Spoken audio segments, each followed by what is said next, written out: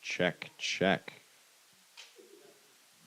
Oh, come on. Are the captions still working? Ah, the tech support is la la la la la la la.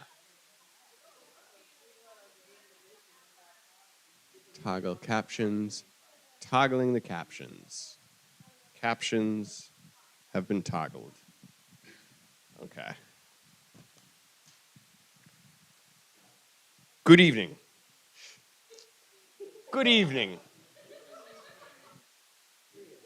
Welcome to the May edition of San Diego Accessibility and Inclusive Design Meetup. Thank you, everybody, for coming. I am Chris Land. My partner on the meetup, Harris, had a business trip he couldn't get out of, so I'm solo hosting. But thanks, everybody who helped just sort of keep things together at the seams. Kevin and Lucky helped with the setup. Thank you very much. Devin helped get... Oh, blocking the cat. Okay. Oof. Sorry. Yes. Lectern. Okay. And Nathan is amazing, helping with all the hosting and planning and everything. So thank you to everybody that helped. Thank you for everybody for coming out. We've got 4 speakers tonight. Some great accessibility talks. We're looking for speakers for our upcoming events. So if you haven't been before, we usually have an event every 2 months or so. Occasionally we have a happy hour without speakers. We've done some accessibility related book clubs before. If you have any ideas, we would love to hear your ideas and happy to throw meetup events together. We put this together because Harris and I both work at home. And sometimes you want to get out of your house at the end of the day and talk shop with people that, you know, sometimes our friends and family don't necessarily want to hear about the deep complexities of combo boxes and screen reader interactions, you know? I get kind of a glazed over look when I go into certain areas of my day-to-day life with the friends and family. Looking for speakers. If you've been here for a while, we do quite a range of anything having to do with accessibility, anything that helps people understand lives and experiences of people dealing with different disabilities, people that have worked turning their company around, or people that have run into different challenges getting started, or if you want to go on a deep dive on something really specific in UX or coding. You know, we try not to overload with like a bunch of super technical deep dives on coding, but we'll throw in 1 or 2 and we put them at the beginning so that the UX people don't, you know, sneak out when code starts coming up on the screen. So want to thank our sponsors. We have DQ sponsoring us for a long time. They provide accessibility consulting services, software, including Axe Dev Tools. Harris is the product manager for that. It's awesome. There's a free mode that I use all the time, but they've got a bunch of cool additional features in there too for low prices, I'm sure. And they're always looking to hire, so dq.com, you'll find job postings if you're looking. I'd like to thank our other sponsor, Evinced. They build software tools for accessibility in development, design. They've got things to integrate into automated testing for check-ins, all sorts of stuff. They're happy to give demos. Evinced.com is their address. I haven't seen it yet, but I had lunch with somebody at Evinced. I don't know. They say it's going to be good, but they've got a chat bot that they've been working on for a while that gives accessibility-related advice. That's apparently going to be solid. I don't know. They said they've done some testing and have impressed some people. If the chat bot is going to be like trainable and accept feedback, I don't know. Anyway, and thanks again to Red Door Interactive and Nathan for hosting us. We love the space. It's awesome. It's so cool that we can open up that door, and this is a great stadium for a meeting of our size. Let's see. So before we get to speakers, we'd like to take a minute just in case anybody in the audience is hiring for accessibility-related jobs, or if anybody wants to do a quick, if they're looking for a job and want to do a quick 30-second commercial on what you're looking for. Adam. But our viewers are home. Okay, if you exist. My name's Adam. I work for a a company. Now I'm nervous. I work for a software company that makes software for property management companies. It's called Property Meld, and we are hiring a mid-level UX designer. The listing will be up in the next couple of days, and we'll get to be best friends, and it's a really cool company. It's based out of South Dakota, but you get to work remote. So if you're interested, come talk to me after. Or if you're looking for a reason to move to South Dakota because you don't like it here in San Diego. Hey, it's me again, guy with the iPad and the QR code. My name is Devin Perkins. I am currently looking for a job as a software engineer with something that's focused on accessibility. I'm also really interested in InfoSec. I've been doing a lot of InfoSec research in my sabbatical, I guess you can call it. So kind of deep diving in that, trying to see what intersections I can find between the need for accessible cybersecurity tools or protecting that part of the internet as well. So, yep. Currently looking for any positions. Well, not any positions as a software engineer, but currently open to anybody who wants to reach out. Thanks. I will make you a coffee. Yeah. He's discerning. Yes, he won't take anything. All right, let me come this way. Oh, Mike too. Hey y'all, my name's Mari. I use they, them pronouns. I'm looking for a new UX role for anyone who's interested. I've mostly done enterprise UX in the past, but my background is in service design. So if you have any messy problem and you're like, I can't get any designers to work on this, and I love all the messy stuff and figuring things out. So let me know. Anybody else? Well, cool. After the talks, we will have a little bit more time for some networking and hanging out. So, keep doing what you were doing before the talks and meeting people and networking and stuff. Let's bring out our first speaker.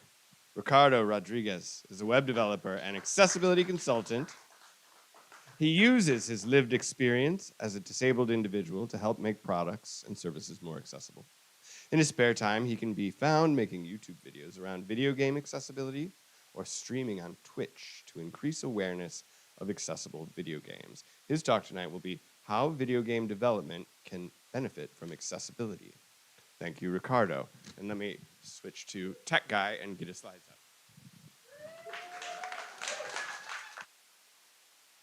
Real quick, sorry, Ricardo, before you start, if anybody presenting would like to use a lapel mic instead and have your hands free, please let us know. We do have that available.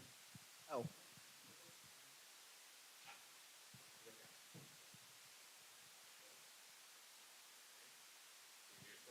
Yep. Do you want a lapel mic instead of a hand mic? Oh, yeah, that's better. Keep the clicker. We will be taking a brief intermission.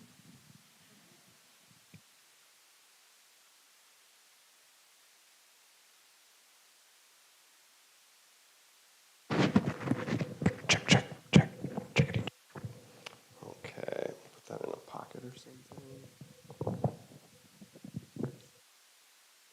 Let's see. Which one's the clicker?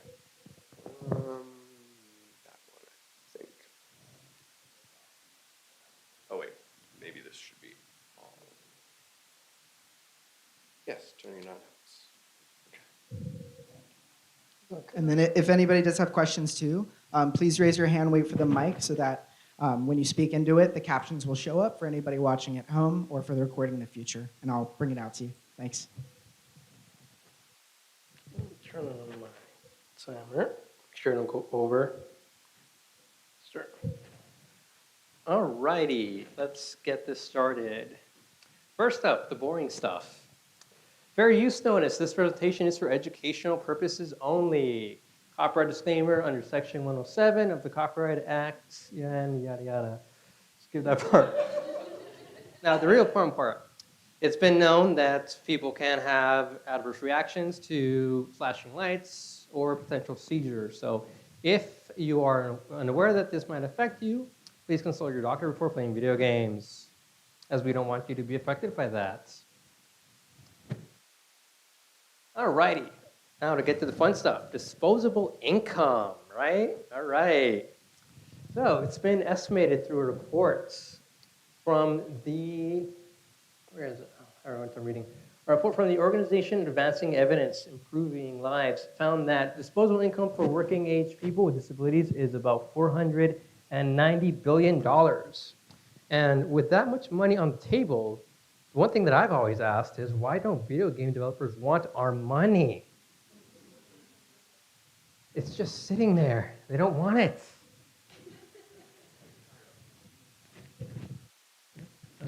Okay, no worries.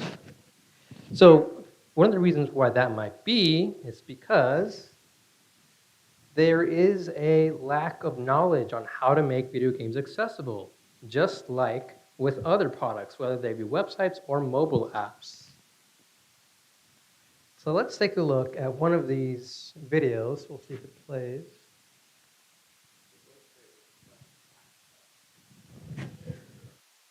You should be. You should be able to watch them. That's fine.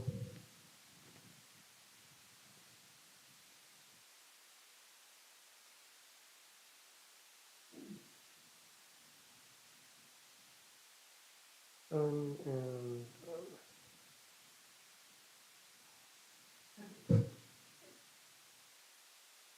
all right, that should do it.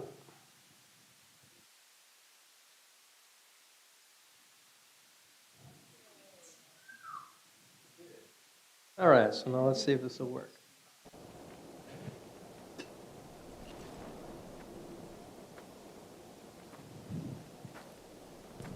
Don't know if the audio will come through, but we'll see. Looks like it's not. よく戦ったな、友よ。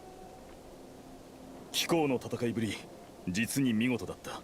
You can make him bigger. これほどの強者が無名でいたとは、今まさに天に昇らんとする竜を見た思いよ。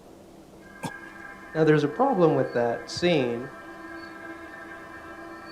Two problems actually. If you want to play it over one more time. That's fine.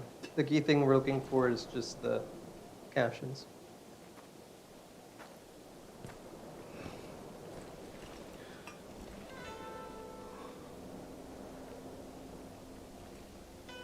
よく戦ったな、友よ。貴公の戦いぶり、実に見事だった。これほどの強者が無名でいたとは、今まさに天に昇らんとする竜を見た思いよ。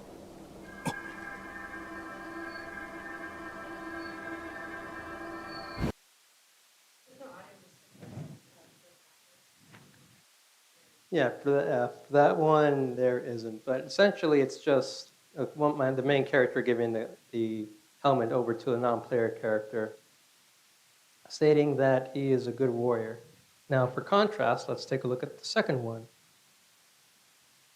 Let's see if it goes through. Tyr, you're really up for coming with us? I am. Whenever you're ready. Well, whenever your father's ready, I should say. If my counsel might help you towards the answers you seek, it's the least I can do to repay you. Plus. There we go. Moving on. Let's see. Tyr. All right, so did anyone notice anything unusual about the first video?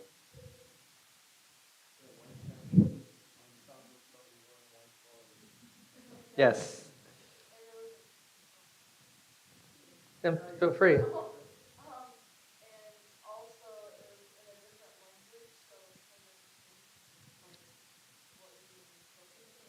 Correct.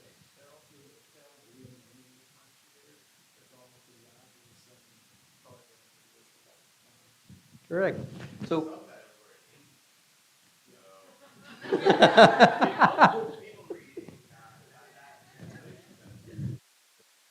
Exactly. So that was one of the things that that particular game had as a challenge because during certain instances, it's difficult to be able to see what is happening because if you don't understand the language, you need to be able to read it. But if you can't read it properly because of a lack of contrast, that's where you're going to have an issue. What about the second video?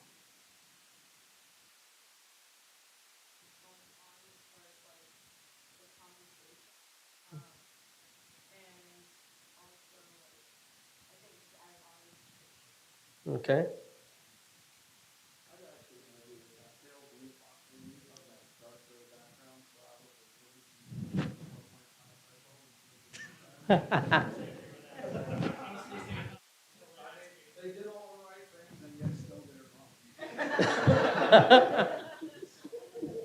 Yep.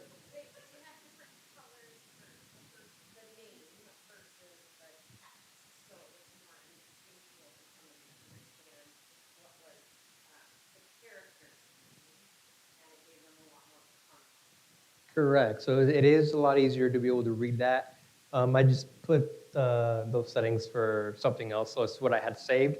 But it is a lot easier to read because you have the border, the black background, making it easier to read compared to the previous game.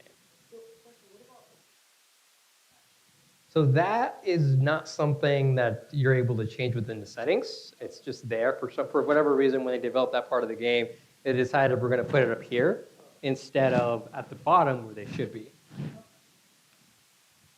And that's basically it. So these, okay, we're going to do this.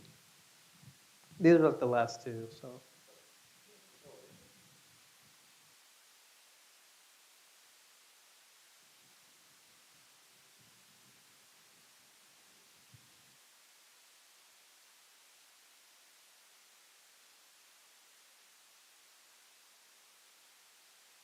All right, that should do it.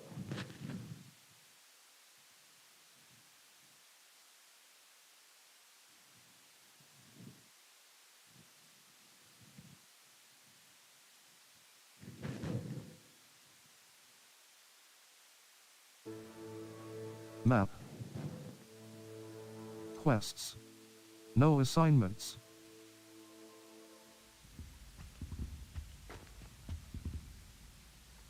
Hello, Hamura. Left stick. Move green spark. Right stick.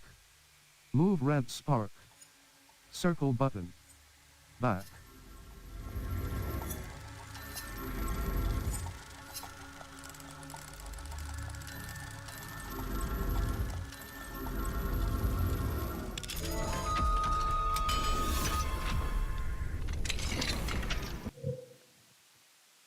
All right, so for this one, we have a screen reader that's reading through certain portions of the actual screen. The problem here, however, is that it's not reading when you've met a criteria. So typically on a website, you would see a checkbox, for example, you'd be able to understand when an item is checked or when a rated button is tapped.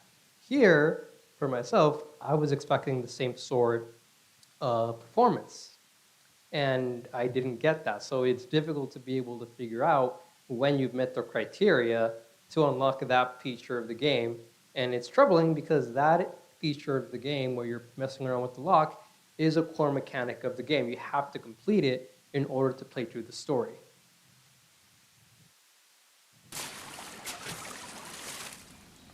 No focus. Yes, focus. No ordinary musician. Why the mask? Focus. This? Underneath. Still. From whence? From the western capital. From the continent. By camo no trail. Focused. Truly. Focused. Base preset.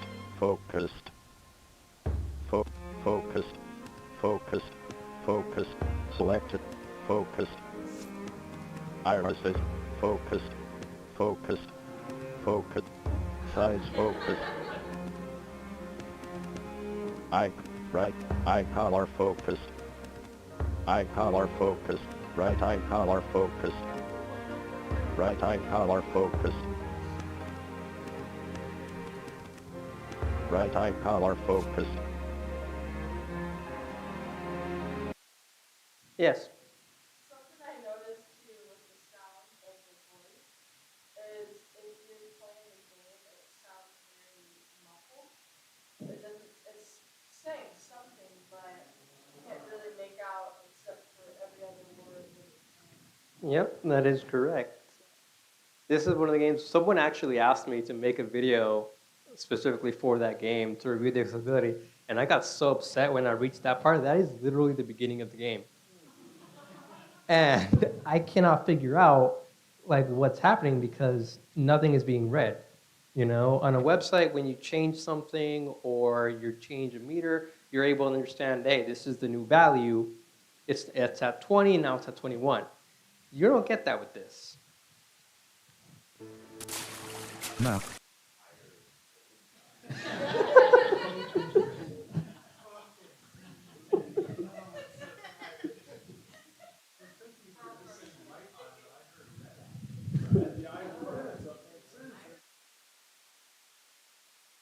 Exactly, and it's real tricky because screen reader usage helps a lot of different people. There's people who, does someone have a question over here? No. No worries. So gamers with low vision like myself do sometimes need to use them if a game doesn't meet our needs, right? And there's also usage for people who are learning the language or for individuals who are just completely blind. I can't see. You're fine. That last one.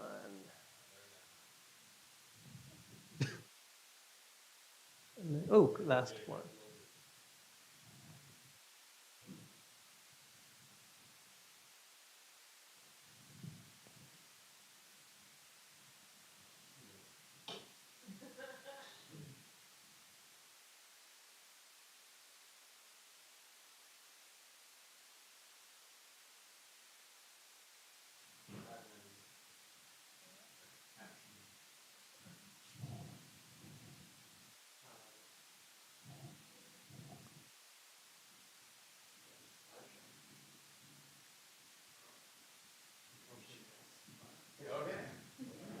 Alrighty.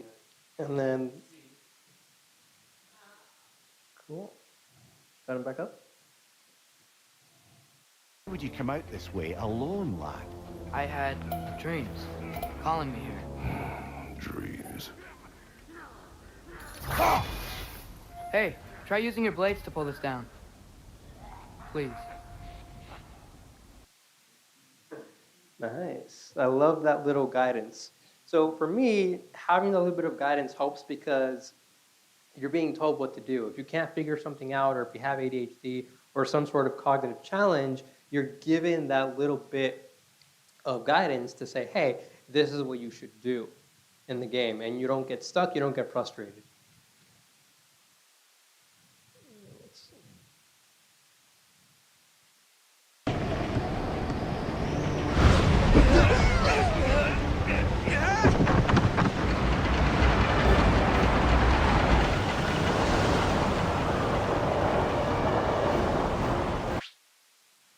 And then here, this can be useful where you're basically being given a summary of what happens in the game. Now, some people might consider, why is that necessary? And to that, I say, you've never played a Metal Gear Solid game. Some of those cutscenes can be over 20 minutes long. And if you have ADHD or any sort of attention issue, you need that sort of summary to be able to understand what happened without actually sitting through 20 minutes. It is regrettable that that second video was the only game that I have seen to implement that sort of feature, however. Why would you come out this way alone? And then here are the benefits. So, you know, more profit, obviously the least important, right? No one wants money. And improved public reputation, because who doesn't like a company that makes things accessible? And then also a wider audience for your product. And then these are the ways to get started. Find a target audience, right? What group or what challenge do you want to take? You can start by trying to reach out to low vision users. You can try reaching out to people who are blind, who are deaf, and reach out to those communities. Partner with the organizations that help those particular communities. If you work with an organization that has lots of users with different challenges, then you're able to get lots of different viewpoints. Or, just reach out to me and I'll help you. And then here is my LinkedIn if anyone wants to connect, or if anyone wants to also geek out on video game accessibility, there is my YouTube page.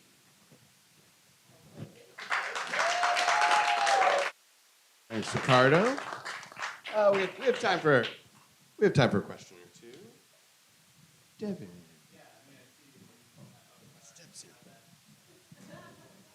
Great presentation, by the way. I see that you had Hogwarts Legacy on there, which I played, and I was very impressed by when it started out with like the accessibility features. But to see that featured on here, it made me want to ask the question: how good of a job did they actually do, or was it just kind of like here it is? Because it was like the first game I played where they presented it right in your at the beginning of everything. Like here are all the settings you could tweak. Yeah. So fun fact, my account's actually I think the first one that made a video on the accessibility features for Hogwarts Legacy. Like back before the game even came out, I found out that they were there and I made a video, albeit a very bad video of it, but it's out there. For me, it's definitely useful. Like if you noticed in the video, a lot of it already had the black background to make it easier for me to read. There are areas of improvement personally for me because I have the text font set to huge and it's not big enough for me. Like when you were going through and you saw the God of War Ragnarok video, that text is big. I can read that without issues. When I played Hogwarts Legacy, I had a challenge because their big text wasn't big enough for me. And I'm already severely nearsighted. So I had difficulty playing the game. And also, apart from that, there's the screen reader usage that I mentioned earlier where it's like, hey, not everything is read properly, but that key mechanic that is required to be part of the story is not being read by the screen reader. So you don't even know when you've met the criteria to unlock a lock or what have you. So there are definitely areas of improvement. And once I finish it up, I do plan to let Warner Brothers know, and maybe they'll let me play their next game early so I can give them feedback.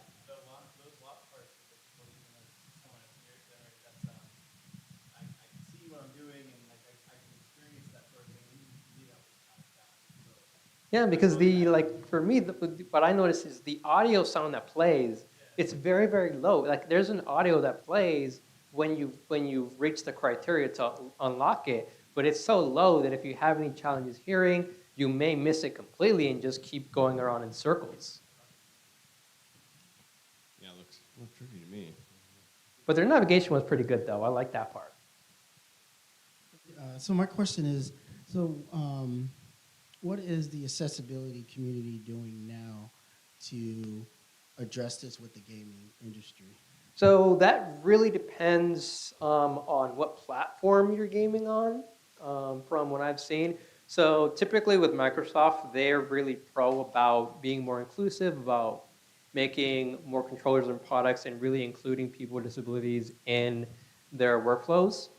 And Sony itself did something recently with the accessibility controller that they brought in, where this is a controller that if you have one arm, for example, or if you have motor issues where you're not able to use a regular standard controller, you can use this controller to still play a lot of the same games that you're not able to play with a regular controller for whatever reason, right? Because there's a specific way you have to hold a regular controller, and that may not fit a lot of users' needs. So they brought in a lot of experts to be able to design the controller, and they're really open to that. I really like that about them. I just wish that they'd be more upcoming about making it across the board. It'd be really easy for them to implement accessibility as a requirement for any games that are released, as opposed to requiring trophies which don't really improve anyone's experience with the game at all.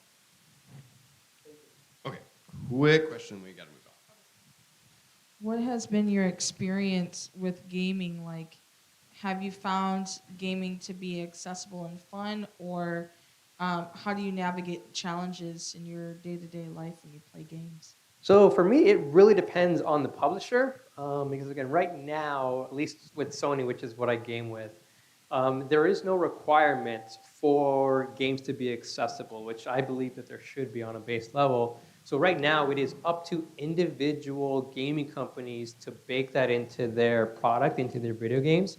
So the only company that I have seen consistently make games accessible to a certain degree is Ubisoft. So I know that whenever I play any of their games, I'm gonna be able to change the font size to make it really, really big. I'm gonna be able to change the font color to red or blue or black, whatever color scheme that I need to be able to see it. I know that I'm gonna be able to add a black background so that I can also make the text easier to read, right?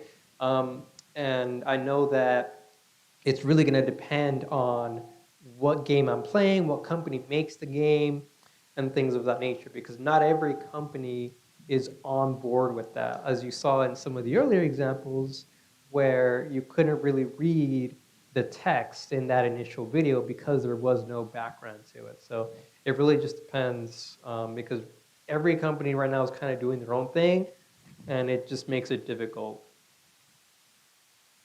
Cool. Thank you very much, Ricardo. That's awesome. Yeah, and anybody interested in accessible gaming, I catch a little bit of this sort of in the periphery of the news I read. And it's always interesting to see demos and videos like the ones Ricardo's making. I know Minecraft, they put a ton of effort into announcing what the player is doing and dealing with. I've seen really cool things where they've made like enemies versus friends, like the enemies will be bright blue, and it's been interesting too because there's also this sort of snarky gamer community that's been like, you're letting people cheat, and people are just like, what are you? You're taking it too seriously, man. We're just trying to have fun and play video games. So I also have seen lots of good headlines where companies have generated goodwill through doing this. People will tweet and blog and whatever the kids do these days to celebrate video games that are doing good stuff. Yes, Dave. So the Minecraft thing is courtesy Microsoft, who bought Minecraft, and they, as a company, have fully embraced accessibility as much as anyone I think can. Have done a wonderful job in that space. The original Minecraft did not have that. Yeah, for sure. And anybody could just YouTube the Xbox accessible controller. Is that the one you were talking about? Adaptive controller. They did like a Super Bowl ad like 4 years ago. It shows all these like happy kids with limb differences like beating their friends up in video games. It's really cool. Anyway, we could do a whole different session just on video games because it's fun. But this topic's still fun. But how do two vastly different industries, construction and tech, integrate accessible practices into their products? In this thought-provoking speech, we'll delve into how accessibility is enforced in the construction site and explore how these lessons can build a better and inclusive digital world. Oscar, is it Corral? Is a multidisciplinarian product designer with a background in architecture and business. He's designed everything from custom toothpicks, responsive websites, and luxury skyscrapers. His talk is called Concrete to Code, Accessibility Lessons Learned in Construction versus Tech. Welcome, Oscar. Lapel or hand? Okay, could you lapel him?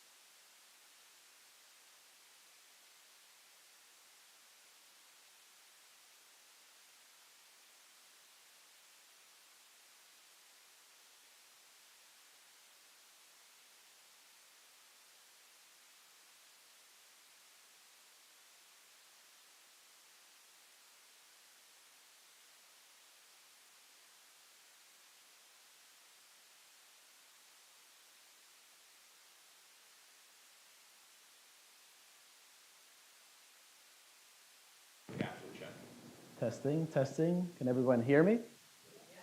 All right. Well, hello, everybody. My name is indeed Oscar Corral. As Chris said, I was formerly an architect, and I'm now a UX designer.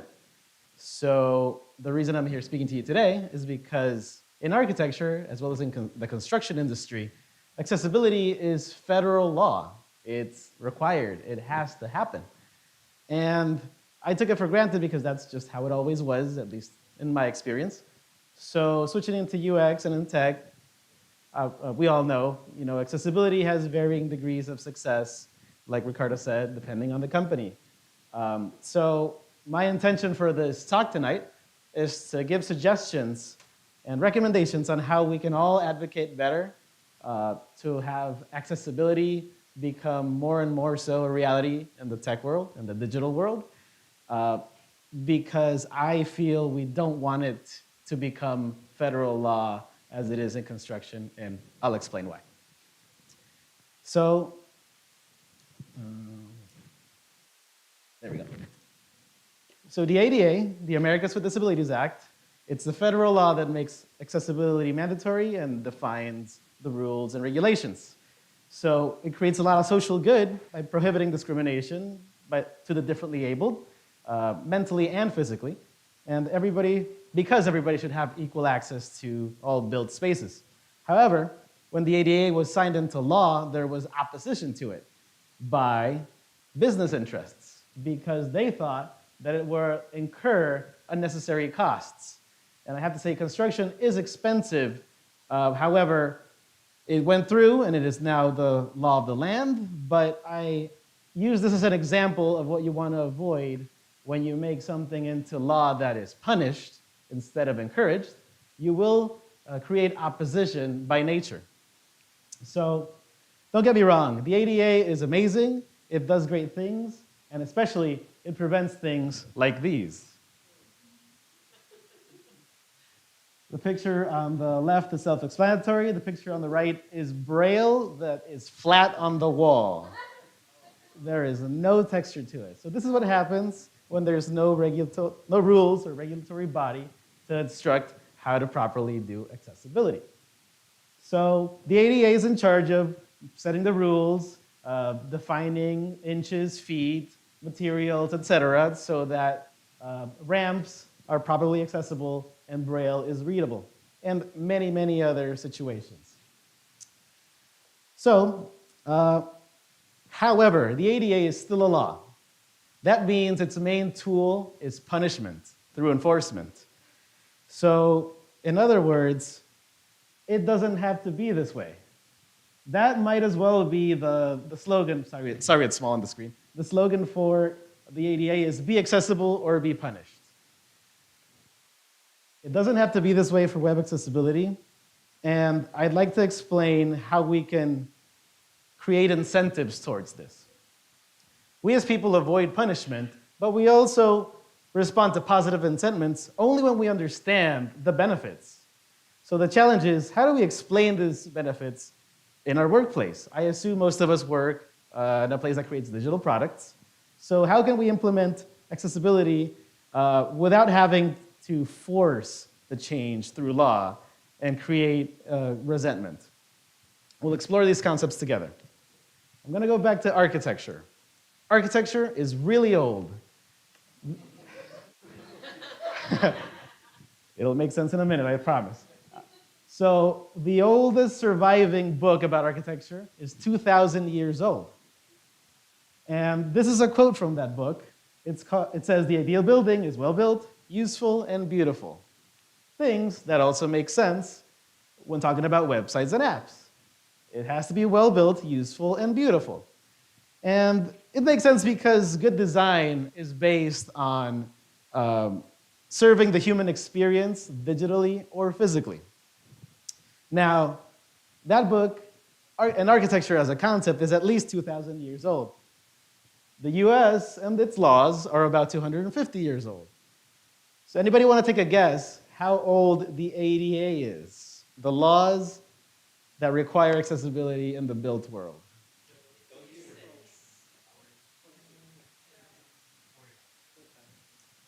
You guys are in the right range. It's 33 years old.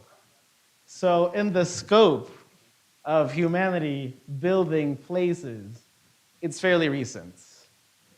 Yikes. So thinking about this situation, we could assume one of two things. First, are builders anti-accessibility? Do they hate accessibility, inclusivity? Or maybe are builders not incentivized for accessibility? They see how much a ramp costs. They see how much an elevator costs. They focus on budgets, they focus on schedules, and cost is a big indicator of what they'd like to do, what they can afford to do. So how can we turn this around and turn these into incentives? Here's a thought experiment. Have you ever been in a busy shopping center, a market, and you're in the middle of an aisle, and there's somebody with their shopping cart blocking the entire aisle? We've all been there, right? It's pretty common. And you might have even thought, like, this is a selfish asshole, or some thought of, how dare you, right? So I'd like to posit that a simple excuse me usually works, right? They figure out, oh my God, somebody wants to walk through, pass through here, whatever it is, roll through here, and they let you through. So it is to be thought that it's a normal, natural state for us as people that we only care about what's right in front of us most of the time. That person was probably thinking of the prices of the toys or the list of things they have to buy. They're in their own world. So I'd like to posit that we all have to be advocates for accessibility at our workplace and say, excuse me.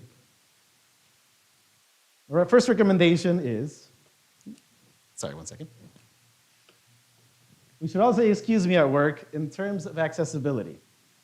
And it's important to initiate the conversation, to bring it up, to talk to your teams about what we can do to make our products more accessible, because awareness and reminders are key. Now, that's all great, easy to understand. Now, what do you suggest? How do you have this conversation? Yes, you might recognize this, the W3C, which is one of the leading institutions trying to codify accessibility in the digital world. However, in my experience, as I browsed through it and tried to understand it, it looks just like the ADA to me. It's information overload, there's a million links, there's a million things. I easily get overwhelmed trying to find anything, really. And don't get me wrong, maybe massive institutions, corporations need a thorough set of rules because there's a lot of things they have to look out for, right? But this doesn't really help you have a conversation in the break room. So how do we talk about this? Accessibility and its incentives should be easy to understand. And piggybacking off Ricardo's presentation, money. We have to have specific examples, link it to incentives, so how much money is there on the table to be gained from this? And estimate time and effort needed, like to implement the tool, there's a free checker to determine accessibility, to have a plan so that decision makers have an easier time absorbing this concept and saying, you know what, maybe it is worth having a shot. Maybe it is worth the additional value and profit gained in the future. So I think it may not be as effective to just say, let's have accessibility, than to have at least an outline of a plan that's incentivizing to stakeholders, that increases value to the product, that makes users have a much better experience, and so on and so forth. It's a much more complete vision on why we're doing this. So I'm sure we can all agree this is all amazing, but I'd like to talk about my third recommendation. Explain the spirit of the accessibility rules. The spirit of the law is a concept in law that more or less talks about the intentions behind the laws. So it's not that streetlights are there to make you late for work, it's to prevent accidents, right? So consider guardrails. We know them, we love them. They help us from having falling accidents. No big deal here. The ADA has a rule, has many rules about them, but one of them is that you should never allow a 4-inch sphere to pass through any point of the guardrail. I have been using this rule for many years. I never understood why. The law books don't really talk about why. So to me, and especially to my clients, why are we refraining from designing some really cool guardrails because of this stupid ball rule? Why would anybody care about a 4-inch ball? In fact, why is it a 4-inch ball? Why is it a ball? I don't really relate to this, so it becomes an annoyance. It becomes an obstacle. Can anybody take a guess why it's a 4-inch ball? Sure.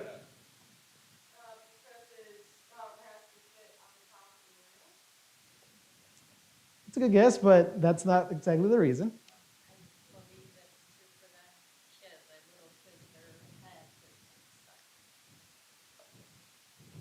You got it.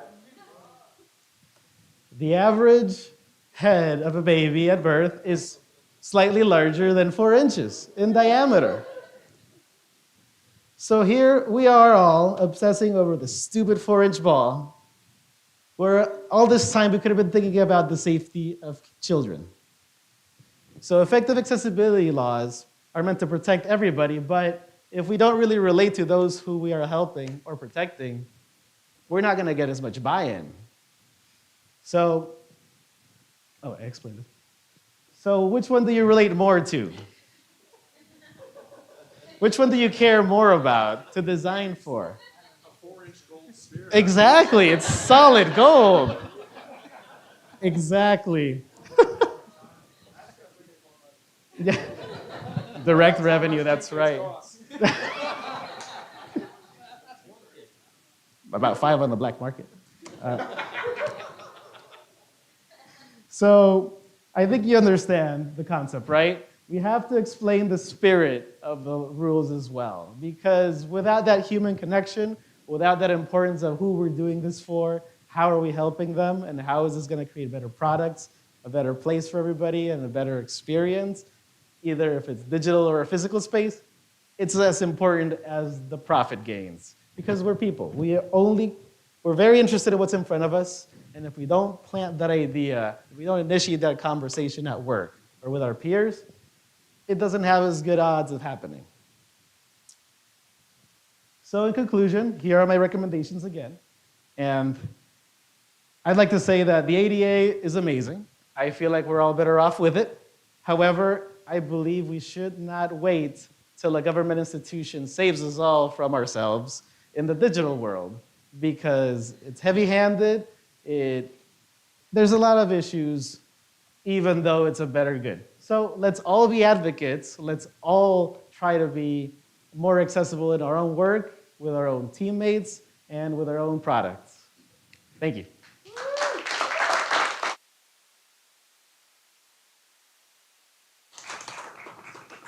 Cool. Thank you, Oscar. I'm gonna we're running behind on time, so if you have questions, hit Oscar up after the talks. That's what I'm gonna freestyle a little bit. And just say that talk resonated with me, especially the part about the WCAG guidelines. They have to be like that by nature, but they're long and they're technical and they're so hard for new people. I feel that like a part of my job and part of my job security is literally translating them into normal speak for humans. You've got stuff like ensure that the programmatic label is available. And people are always like, what the hell is a programmatic label? And I'm like, it's a label. Sorry. You know, and so it's like you're translating legalese into plain speak for people. You know, I could do this with say you're, you know, joining a free social networking account and it's got 18 paragraphs of tiny light gray text. Maybe it's contrast compliant.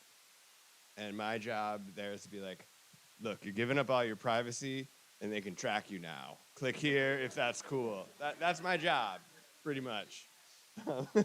So anyway, without any further ado, thank you, Oscar. That was great. Our next speaker, alumni, David Martin, is a cybersecurity professional and accessibility champion at Intuit. He manages their technical compliance team and is responsible for cybersecurity, privacy, and accessibility controls across their small business offerings. He's also a member of the product accessibility team and heads up the San Diego chapter of Intuit's Abilities Network, advocating for better inclusion of persons with disabilities for both customers and the Intuit workforce. His talk tonight is the European Accessibility Act and selling accessibility.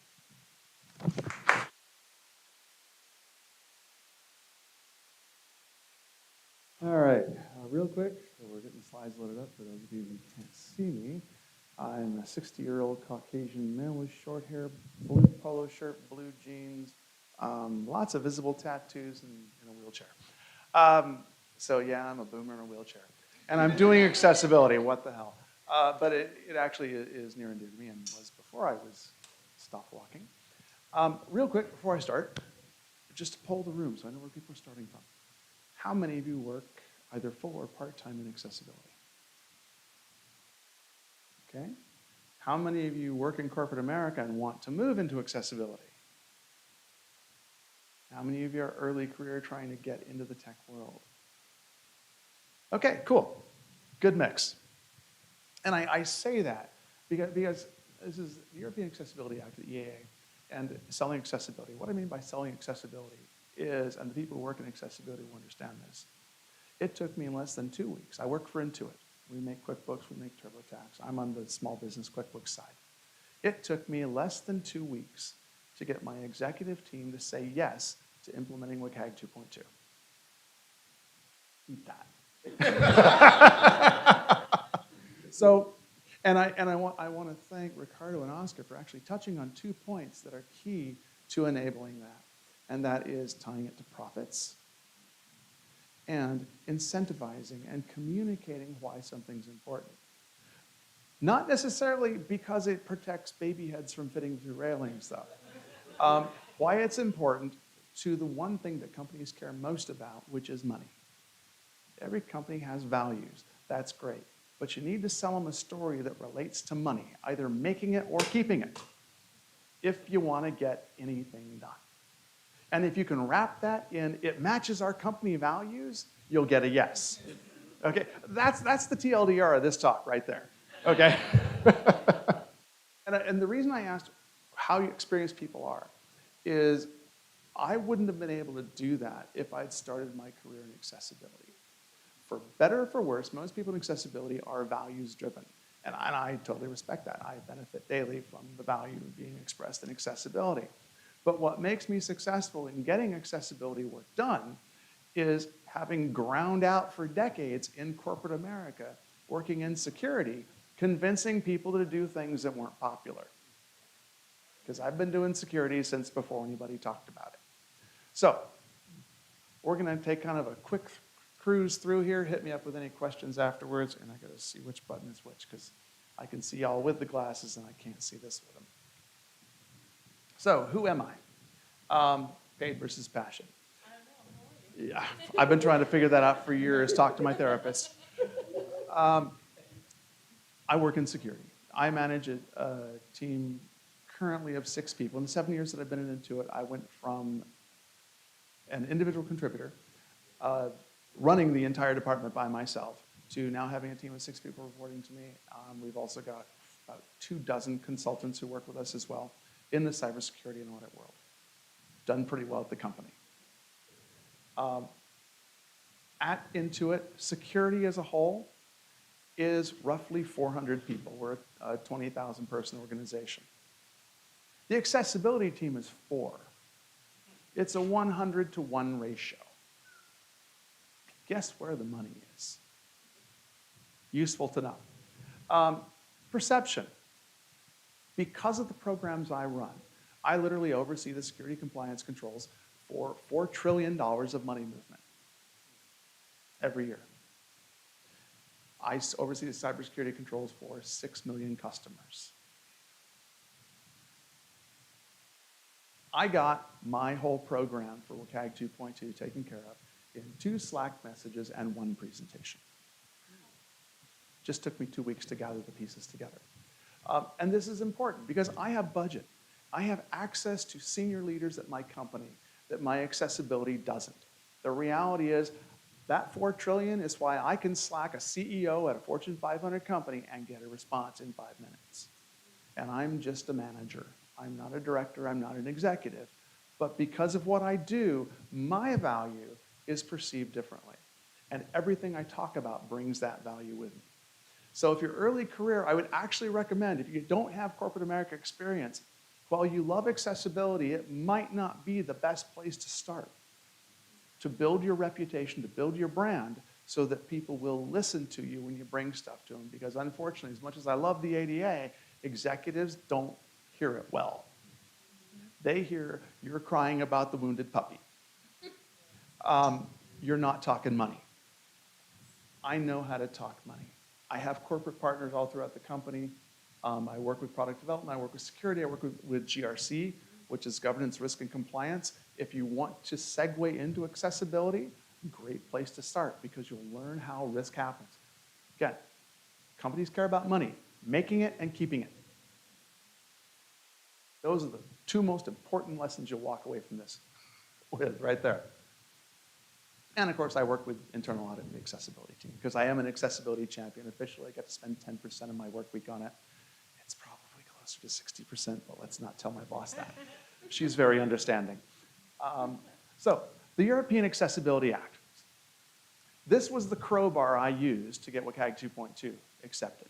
For those of you who don't know, it became law in 2016. As of 2018, the nation states of the European Union were required to incorporate this into their national laws. In 2020, all public sector sites were supposed to have adopted it and be compliant with it. Now, the current guidance under it targets WCAG 2.1. However, I was at CSUN.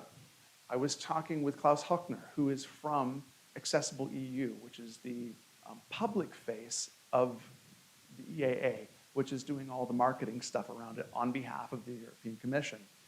Talk with him, oh yeah, we're gonna update it, it's gonna be 2.2. That was what I needed. So, as of 2021, they changed it, it applies to mobile applications as well as websites. Ouch. Mobile developers and accessibility, just, yeah.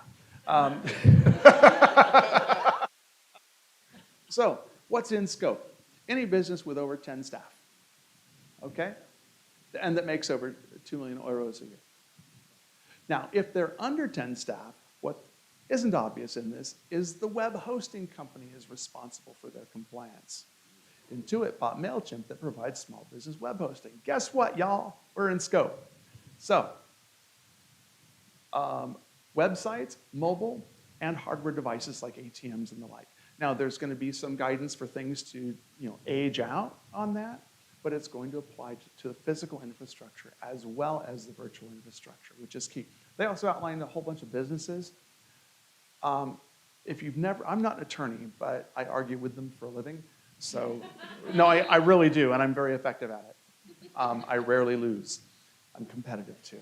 So, US lawyers don't do well with European law because European law is what we call descriptive. It doesn't give specific things that you're supposed to do. It says strong encryption, whereas the US law will say AES 256, right? Because strong encryption means follow current guidance for best practice in European law. It freaks our lawyers out.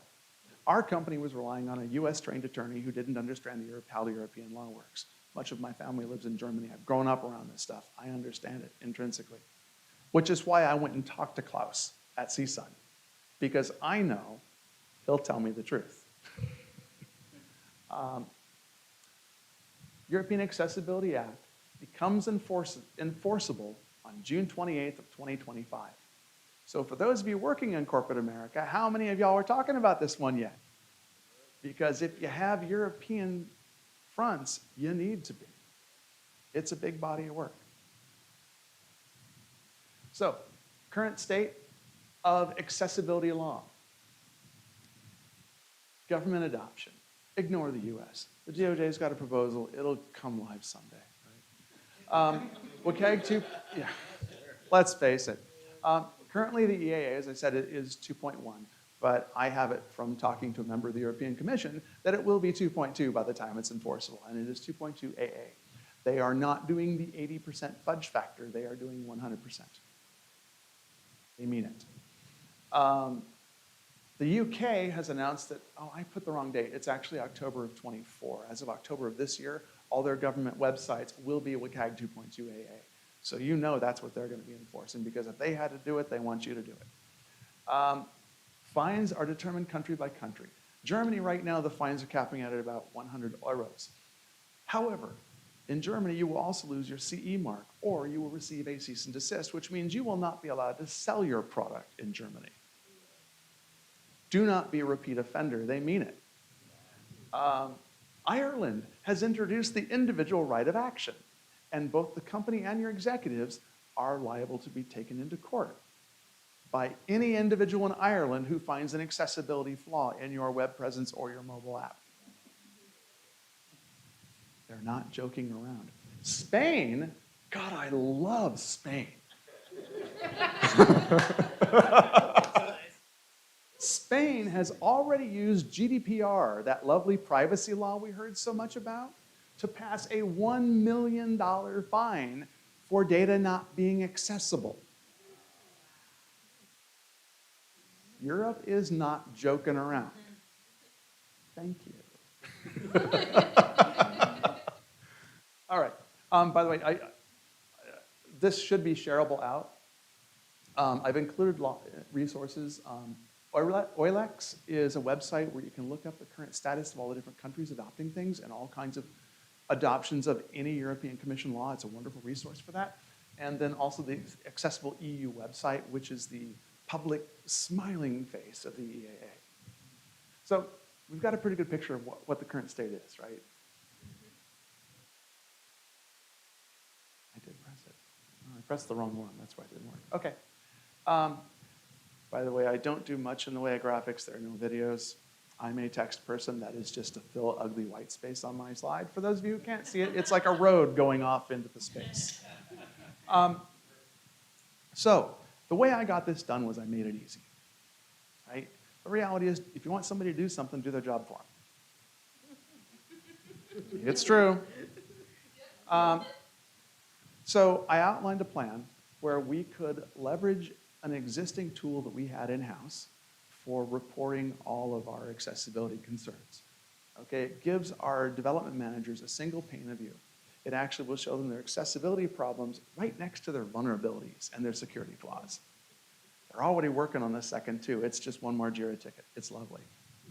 And I worked with the accessibility team to document steps for onboarding to Lighthouse, CII, Plugin CLI, Lighthouse via Cypress, App Insight, Bonus. Oh, we also use Axe, ESLint, Cypress Axe, and a couple other tools. We've got all of these in place now to feed into this thing that gives a single view of all the discoverables in there. It's actually built into our development pipeline at this point. That was something that I worked on, bringing together the accessibility team, myself, and a security engineer. Because we got 400 people. People have extra time in security. They can do meaningful stuff. It's great. And my pitch. And this is where we talk about money, right? I thought there was another slide in here. It might be later. If not, I'll talk about it at the end. I know it by heart. Hi, XX. That's somebody I work with. European Accessibility Act becomes enforceable, yada, yada. I just told you all this stuff, right? These are the penalties. The work is going to impact our UX and mobile teams, but I'm working with the accessibility team to provide paved roads. That's the documented steps to onboard to the tools, right? And minimize the impact. This work is 80% as of this writing. I sent 2 Slack messages out. That was the Slack message. I cut, pasted, and changed the name. Both said yes. Because I protect $4 trillion of money movement and 6 million customers. I have access to the executives who say yes. And they're used to me selling them unpopular things. So when I say it's 80% done, it's minimal cost, they say yes. I don't even think they read the whole message. And one of them is my boss, and I love her, right? But so, And then I put a slide together because I am part of a monthly meeting. It's the monthly security leads meeting, and it's where we get all the development managers who would be responsible for doing this work together once a month for an hour and a half. Sometimes it goes 5 hours, depending upon how many things are going well or poorly. I won't say which one. And I included from the compliance team an update about the European Accessibility Act, because I do privacy also. They got all the GDPR stuff from me. So this is just an add-on. Right? Changes. There's a new accessibility law coming out. Oh, and by the way, in California, there's AB 1757 also. We haven't talked about that. We'll get that around in just a moment. I sent this out. We need to be WCAG 2.2 by June of 2025 because we could get fined up to $1 million, or if we're looking at the California law, $4,000 for each occurrence. So if you run Axe on your website and you find 20 things, that's 20 times 4. And then if he runs it, that's 20 times 4 again. If he runs it, that's 20 times 4. And they'll tell 2 friends, and they'll tell 2 friends. And you know, the accessibility community, every time there's a new WCAG standard coming out, is really good about glomming on, and everybody tests and files lawsuits. Now they can file lawsuits with fines attached to them and get paid for their time. And then the lines here that just have X's on them are internal specific line items that are a company, I had to redact it, of product lines that would need to come up to speed now to do this. Every every development manager in the entire business unit said, oh, okay, cool, thank you. You gave us over a year's worth of notice. Thank you. It's more than the privacy team gave us. It really is. So I'll go through this, and then I'll go over the AB 1757 really quick as well. So results. My boss, she approved. The other person who got the Slack message was the director of GRC, Governance, Risk, and Compliance. She approved, but said, I don't want you talking about it in my meetings because it's not security, because she rolls up to our Chief Information Security Officer. But that's fine. She said yes. And it was accepted by the security leads and the operational excellence team. And what I didn't say on the last slide was, I already have a dedicated principal program manager who is working with our UX team, because we have this culture of fix-it days where we dedicate 1, 2, sometimes 5 days in a row to just descend on a problem and fix it en masse. And our fall fix-it days cycle is going to be doing every single offering in the entire business unit and bringing them up to 2.2.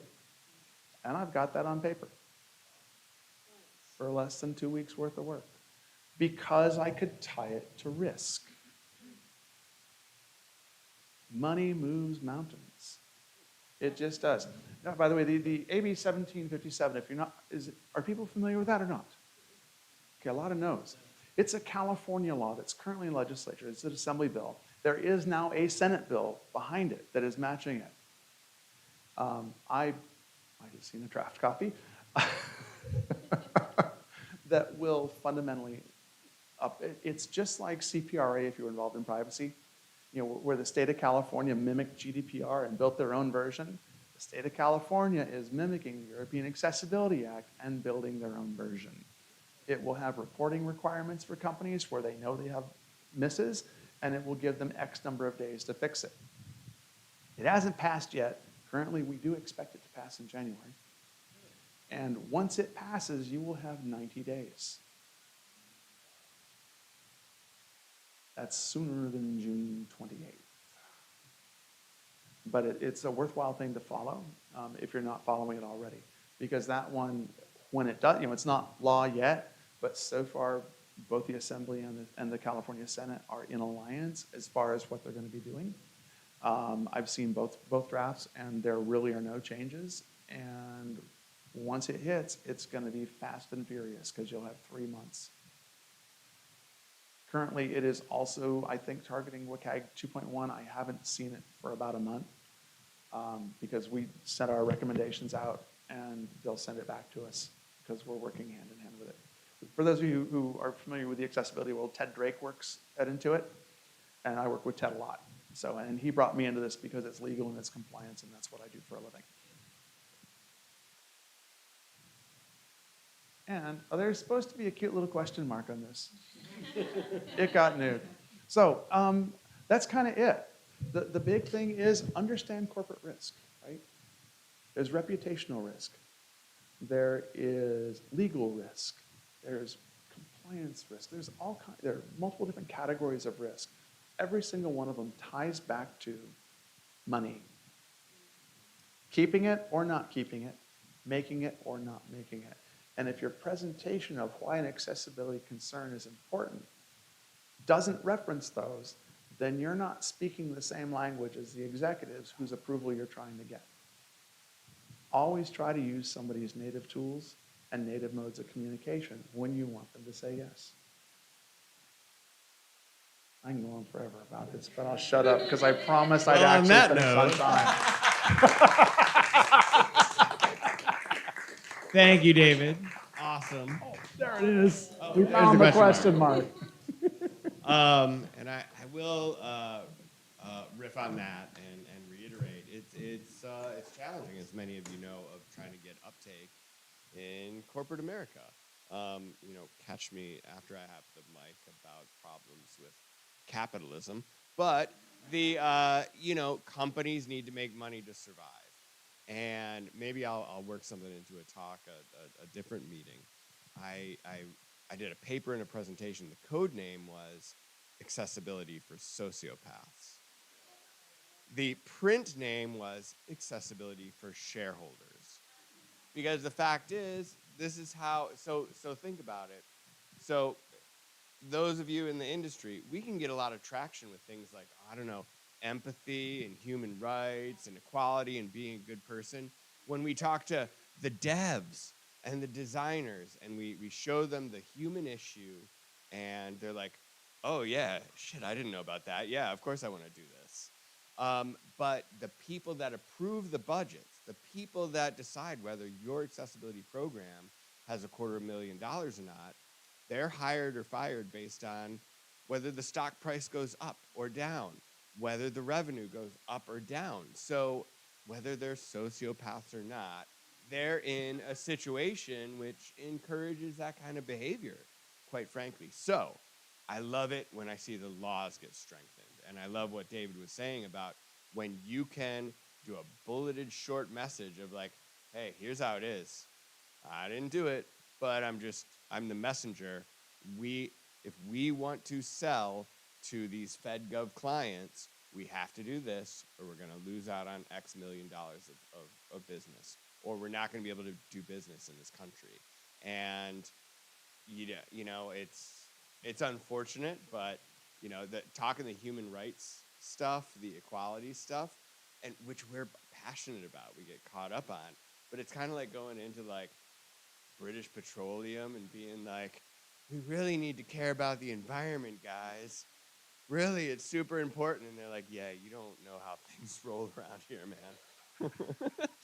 Anyway, thank you to all our speakers. We are green rooming our fourth speaker for sake of time and moving to the next because we want to have a little bit of time left for networking. Next meeting now, networking now. And so India and her mom have graciously offered to present at the next one. So thanks everybody for coming. Thanks to all our speakers. We can hang out for a little bit until 9 or so. So get your network on and thanks for coming.